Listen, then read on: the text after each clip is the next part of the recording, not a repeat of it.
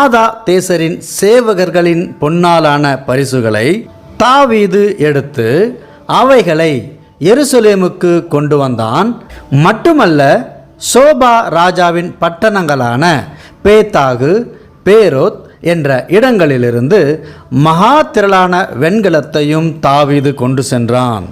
இஸ்ரவேலின் ராஜாவாகிய தாவீது சோபாவின் ராஜாவுக்கு செய்த சம்பவங்களை ஆமாத்தின் ராஜா தோயி கேட்டபோது மனம் குளிர்ந்து தாவீதினிடம் சென்று நலன் விசாரிக்கவும் வாழ்த்துதல் சொல்லவும் தன் மகனாகிய யோராமை தாவீதினிடத்தில் அனுப்புகிறான். அப்படி தாவீதை பார்க்க போகிற பொழுது தன்னோடு தன் கைகளில் வெள்ளியையும் பொன்னையும் வெண்கலத்தாலான தட்டு முட்டுகளை கொண்டு வந்தான். ஆமாத்தின் ராஜா தோயி தாவீதுக்கு ஏன் இந்த